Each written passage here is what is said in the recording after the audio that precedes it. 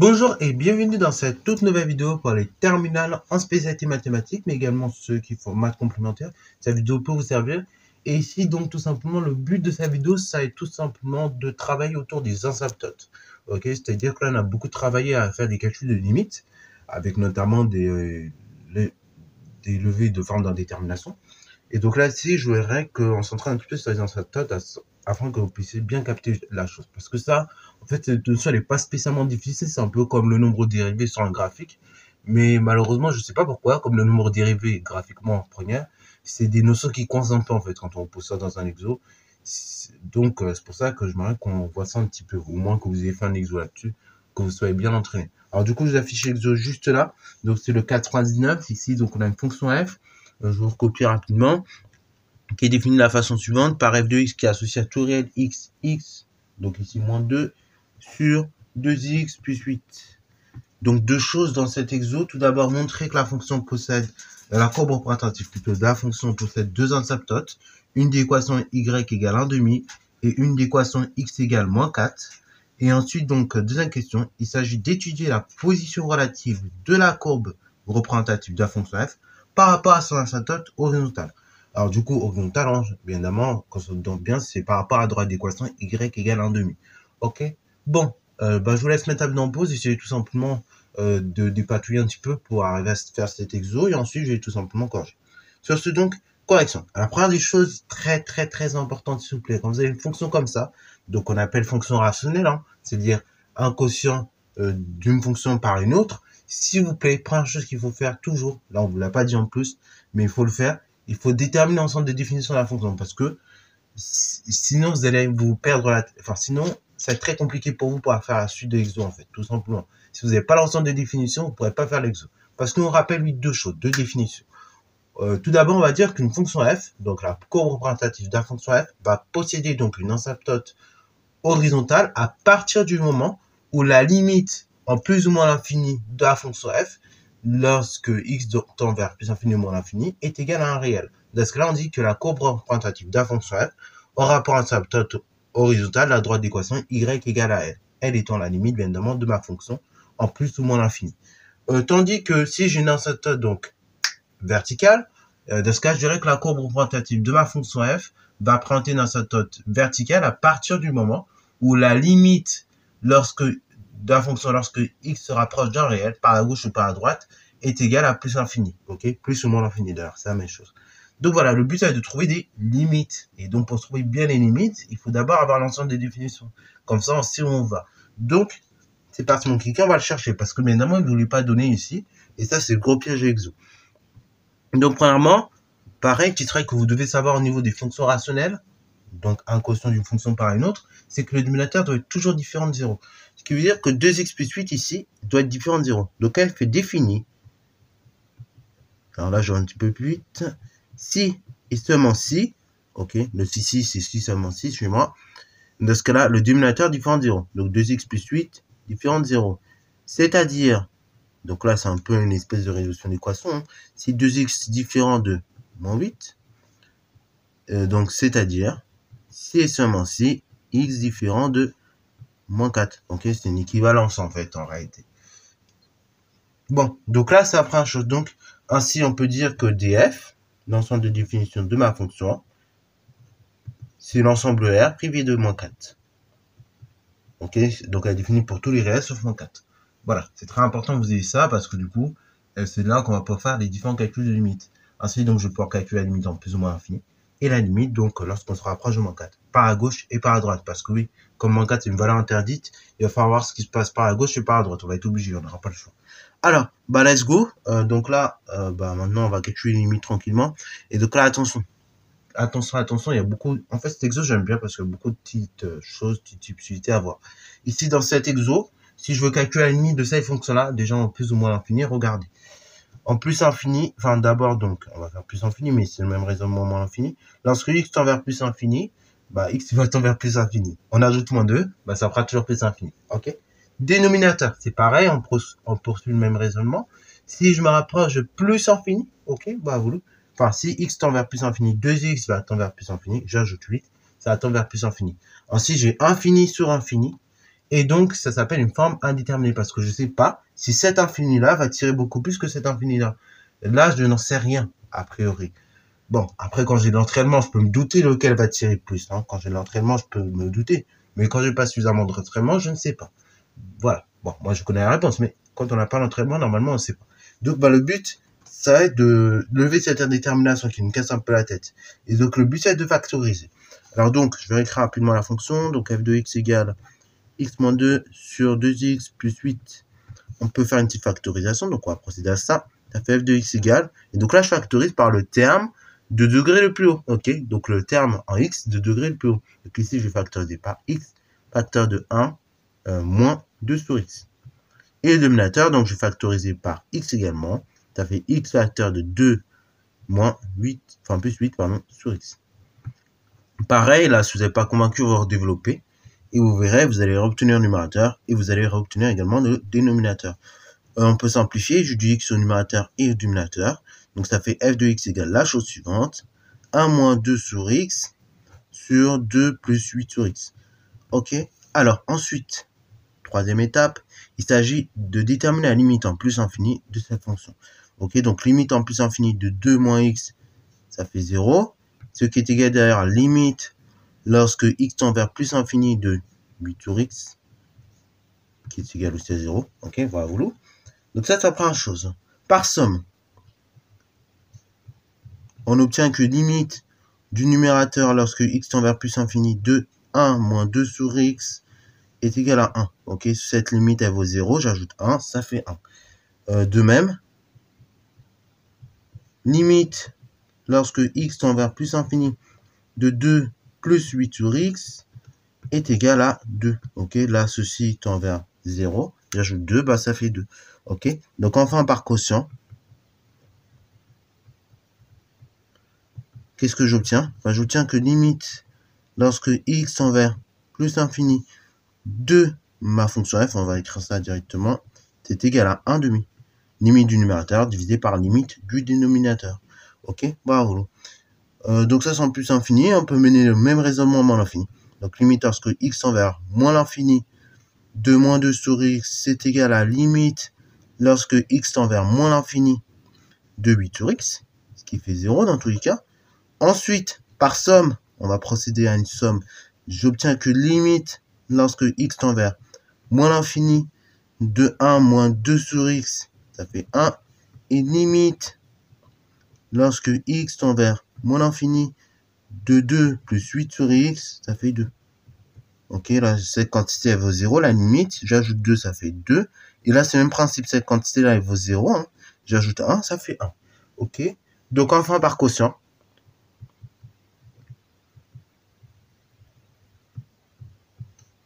il se passe quoi? Il se passe que la limite, cette fois-ci, lorsque x tend vers moins l'infini de la fonction, hein, qui est le quotient de ceci sur ceci, c'est égal au quotient du numérateur divisé par le dénominateur. Donc ça fait 1 demi, toujours. Voilà, donc on a exactement le même résultat parce qu'en fin de compte, c'est le même raisonnement, en plus ou moins l'infini. Donc, cela justifie bien. Donc, comme la limite en plus et même en moins l'infini de la fonction, c'est égal à un réel, cela justifie bien qu'on a bien une asymptote horizontale d'équation y égale la limite. Ici, donc, d'équation y égale 1 demi. Donc, du coup, y égale 1 demi est bien une asymptote. Donc ici, horizontale à la courbe représentative de la fonction f, qu'on va noter ici CF. Donc ACF. Et attention les gars, si vous êtes comme moi, pardon, vous mélangez l'horizontale et la verticale, pensez un truc. Horizontal, bah c'est forcément comme ça. Vous pensez à la plage en fait, hein, quand vous dites je vais regarder à l'horizon. Dans ce cas-là, bah là, vous regardez comme ça. Et vertical, bah c'est forcément l'autre sens. Ok? Ou sinon vous pensez au poids. Vous dites que le poids, forcément, le sens c'est la direction est verticale. Donc vertical c'est comme ça. Et donc vous trouvez l'horizontale dans l'autre sens. En tout cas, il y a toujours une manière de se rappeler. Parfois on peut se mélanger les pinceaux, moi-même ça m'arrive. C'est pour ça que je vous donne ce moyen mémotechnique. Bon, je crois que ça fait plusieurs années que je vous le donne, mais je vous le redonne encore même en terminale parce que ça peut arriver des fois qu'on se trompe encore avec ces choses-là. Bon, voilà, donc on a déterminé la limite en plus ou moins infini, donc ce qui a permis d'expliquer la présence d'une asymptote horizontale, qui est d'équation y égale 1,5. Maintenant, on va montrer qu'il y a une deuxième asymptote, cette fois-ci, cette fois-ci, non pas horizontale, mais verticale. Ok, l'équation x égale 4.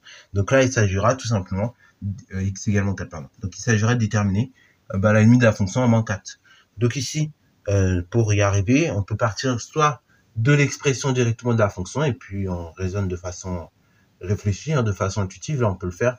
On n'est pas obligé de partir de la forme que nous avions établie précédemment pour lever l'indétermination, ou soit, on parle de la forme que nous avons utilisée tout à l'heure pour lever l'indétermination, mais ça risque d'être plus compliqué. Moi, ce que je vous conseille, c'est partir donc de la forme de départ.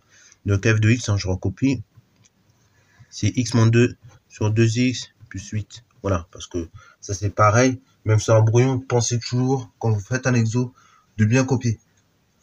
Quitte à copier la même chose 3 fois, les profs, ils en voudront pas. Au contraire, ils vous diront peut-être vous avez perdu un peu de temps, mais ils vous en voudront pas d'absolu, parce que au moins comme ça, vous avez l'énoncé en tête et vous pouvez bosser. Bon, il s'agit donc de déterminer la limite de ceci lorsque x tend vers moins 4. Donc là, on va aller assez vite. Limite, lorsque x tend vers moins 4, et cette fois-ci, pour des réels x inférieurs à moins 4, donc à gauche, c'est égal à quoi? On va observer, on observe un petit peu les choses. Donc, au niveau du dénominateur, si je fais 2 fois moins 5 plus 8, bon, qu'est-ce que je vais obtenir? 2 fois moins 5, ça fait moins 10 plus 8. A priori, je vais obtenir du moins 2. Ok, si je fais donc 2 fois moins 4,5 plus 8, a priori, je vais obtenir moins 1 au dénominateur. Et je vais obtenir donc un nombre de plus en plus proche de 0, mais qui partait des négatifs. Ok, tandis que le numérateur, donc j'aurai 5 moins 2. Ok, voilà. J'aurai par exemple ici moins 5 moins 2. Donc moins 5 moins 2, ça fera moins 3. Et après moins 4,5 moins 2, ça fera moins 2,5. Ok, bravo. Et ainsi de suite. Donc là, j'aurai de toute façon ici, j'aurai du négatif divisé par un nombre négatif. Ok, bravo. Mais cette fois, donc là, au niveau du dénominateur, j'aurai une limite en 0 moins. Et au niveau du numérateur, j'aurai un négatif. Ok, bravo. Donc par conséquent, la limite de la fonction ici, ce sera tout simplement plus infini. Alors, on va détailler un petit peu, car limite, lorsque x tend vers moins 4 pour des réels plus petits que moins 4, 2x moins 2, c'est égal à, tout simplement, ici on a dit moins 2, qui est inférieur à 0, et limite, lorsque x tend vers moins 4 pour des réels x inférieur à moins 4, donc ici de 2x plus 8, ce sera 0 moins. Ou bien 0. Donc j'aurai un nombre négatif divisé par 0 moins. Ça fera donc plus infini. Ok, ce que j'ai noté ici. On va faire exactement le même raisonnement, mais cette fois-ci en plus infini. Donc il s'agira de déterminer la limite à droite, ce qu'on appelle aussi. Donc de la fonction lorsque x tend vers moins 4, mais pour des réels plus grands que moins 4. Ok, donc là on va procéder au même raisonnement. Donc là, le raisonnement, c'est quoi? C'est de regarder un petit peu ce qui se passe, ok?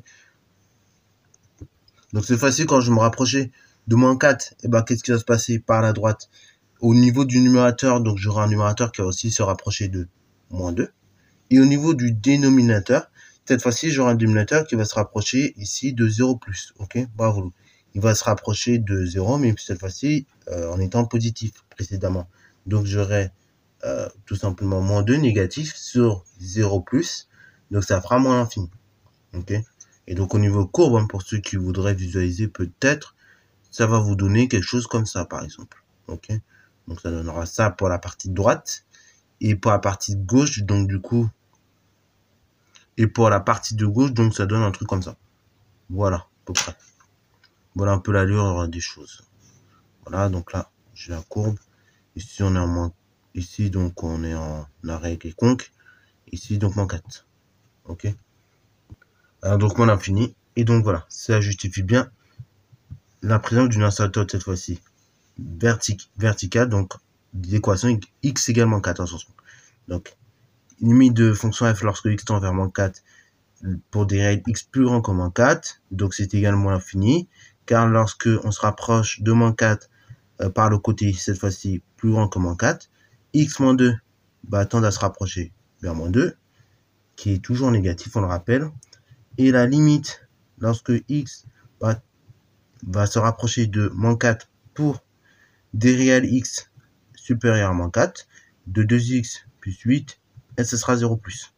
Donc j'aurai moins 2 divisé par 0 plus, qui fera moins l'infini. Bon, on a été un petit peu long pour cette question, mais je voulais vraiment prendre le temps avec vous de bien détailler chaque étape de la résolution de cet exercice. Maintenant que nous avons bien détaillé par rapport à la question, la deuxième question, c'est une question très classique, qu'on a déjà résolue en seconde, en première. Donc normalement, pareil, c'est une méthode que vous devez déjà avoir dans votre bagage. Au cas où si vous ne l'avez pas, il y a plusieurs vidéos qui existent sur ma chaîne où je explique la notion d'étude, de position relative entre les courbes. Donc là, je vais aller un peu plus dans cette vidéo, mais si vous voulez vraiment bien prendre le temps de bien comprendre la méthode, d'où ça vient, tout ça, je vous mets quelques autres vidéos que j'ai fait en première et même en seconde. Déjà, il y en a pas mal en seconde, sur l'étude de position relative. Parce que c'est des méthodes de base et bon, là, je vais pas perdre trop de temps là-dessus. Bon, alors, pour la question 2, tout simplement, il s'agit, en fin de compte, d'étudier le signe d'une différence. Alors, le signe de quelle différence? Là, en fait, il y en a plusieurs. On peut faire dans les deux sens, hein, c'est comme vous voulez. Ça, il n'y a pas... Je n'impose rien en terminale, surtout maintenant. Donc, c'est la différence. En général, on prend la fonction f et on retire donc ici un quart. Ok, donc on étudie le signe de la différence entre f de x et un quart. Et après, en étudiant le signe de cette différence, on verra lequel est plus grand par conséquent. Et donc, lequel est au-dessus, quoi. Ok, quelle courbe est au-dessus, quoi. Bon, alors du coup, f de x moins un quart. Donc là, on va refaire un peu le calcul de fraction. C'est donc, on a dit x moins 2 sur 2x plus 8 moins un quart.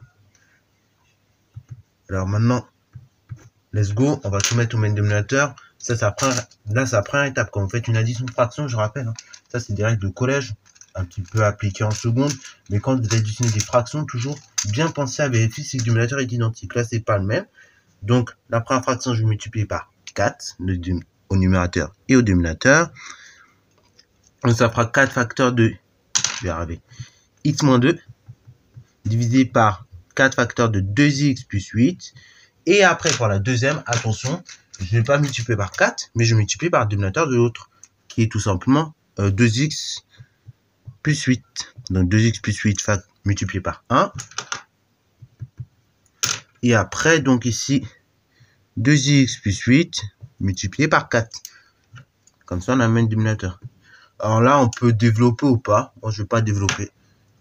Ça va nous faciliter la tâche, vous comprendrez pourquoi. Donc ça fait 4 facteurs de 2x plus 8 dans tous les cas.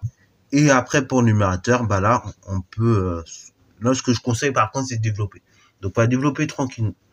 Enfin, non, on va même pas développer, on développera après. Donc, on va laisser 4 facteurs de x moins 2 pour le moment. Moins, et attention là, c'est moins tout ce contenu-là. Donc là, je mets une parenthèse. Bon, là, on a un fois 1. On peut vite fait dire, donc 2x plus 8 fois 1. Bon, on peut dire directement, c'est 2x plus 8. Ok, là, on est en terminale, on va vite. C'est comme sur certains détails. On continue un petit peu de développement. 4 facteurs de 2x plus 8 au dénominateur et au numérateur, je développe. Donc, ça fait 4x moins 4 fois 2, 8 moins le contenu de la deuxième. Donc, attention, j'ai une parenthèse précise des enseignements. Tous les nombres qui sont dans la parenthèse vont changer de signe. Donc là, 2x devient moins 2x, plus 8 devient moins 8. Ok, voilà. Alors, on va y arriver. Ne vous inquiétez pas, ça fait 4 facteurs de 2x plus 8. Et au numérateur, donc j'ai 4x, j'ai moins 2x, ça fait 2x, tout simplement. J'ai moins 8, j'ai moins 8 et moins 8, ça fait moins 16. Ok, alors maintenant on va simplifier. Vous voyez pourquoi j'ai laissé le dénominateur tel qu'il est factorisé, parce que là, vraiment la simplification va être simple, pour le coup. Donc là, je vais simplifier par 2, ça fait 2 facteurs de x moins 8 sur, donc là 4 c'est 2 fois 2, hein, vous êtes bien d'accord, facteur de 2x plus 8.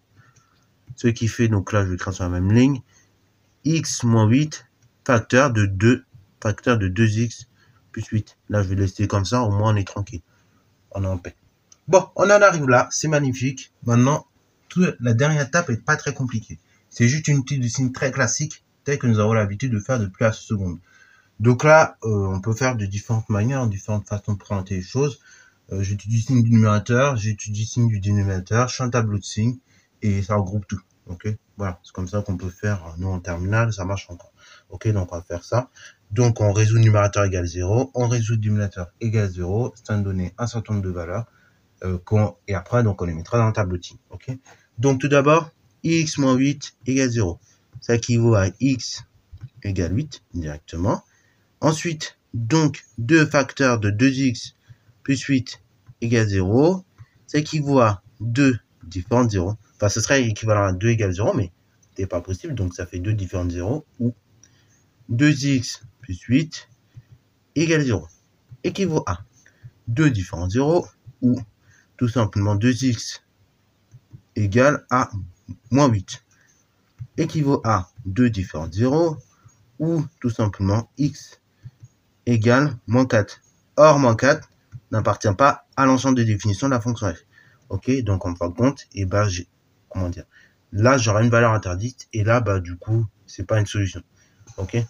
Alors bah maintenant que j'ai tout ça, j'ai ces infos, donc là j'ai la valeur pour laquelle le numérateur s'annule, j'ai la valeur interdite, ok, pas voulu, donc la valeur techniquement où le dénominateur pourrait s'annuler et donc bah, que l'on ne prendra pas ici.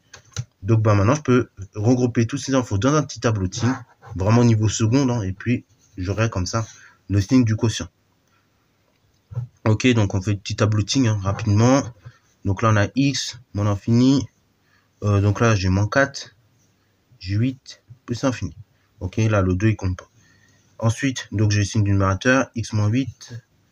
J'ai le signe du dénominateur, donc là c'est 2 facteur x plus 8. Et j'ai le signe du quotient, qui correspond d'ailleurs à la différence f de x moins 1 quart. Ok, yes. Bon, on a tout ce qu'il faut. Ici, je précise a, donc le coefficient qui est devant x, il vaut 1, il est strictement positif. Ici, a, donc si je développais, le nombre qui est devant x, il vaut 2, qui est positif également. Ok. Donc maintenant, bah, à présent, tout simplement, et bah, il s'agit de remplir ce tableau de signe, comme on faisait en seconde. Donc là, x moins 8, et ben on a vu que cette différence, elle s'annule en 8. Comme sur le numérateur, là, je peux mettre juste 0.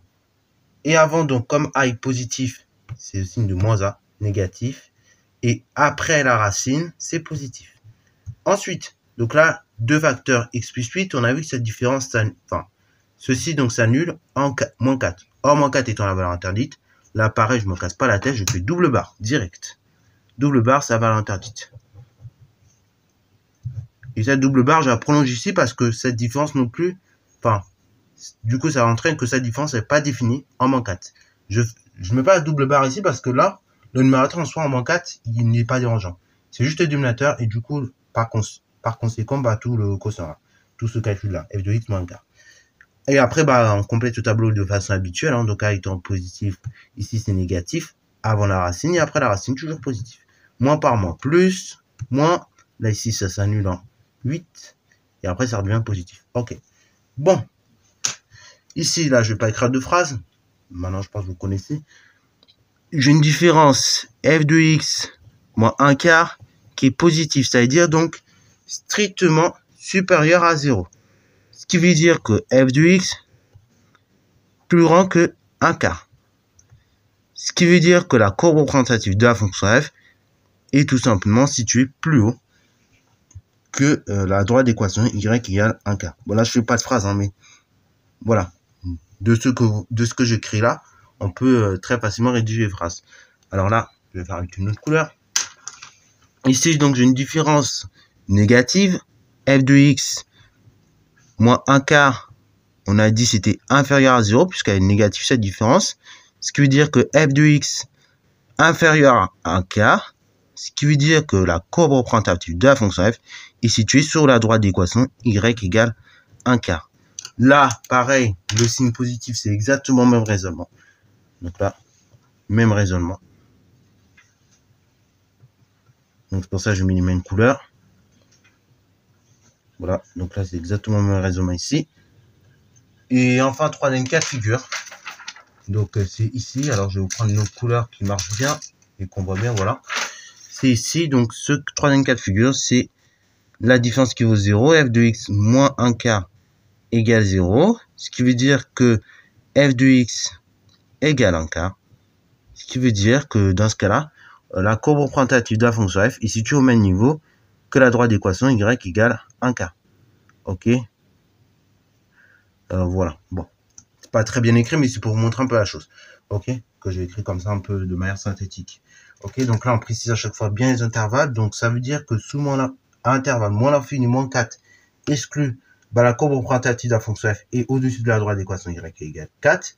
Union, donc, en 8 exclu plus infini, c'est le même cas. Donc, on a une droite d'équation inférieure sous la courbe représentative de la fonction f. Ok. Et donc, entre moins 4 et 8, exclu également.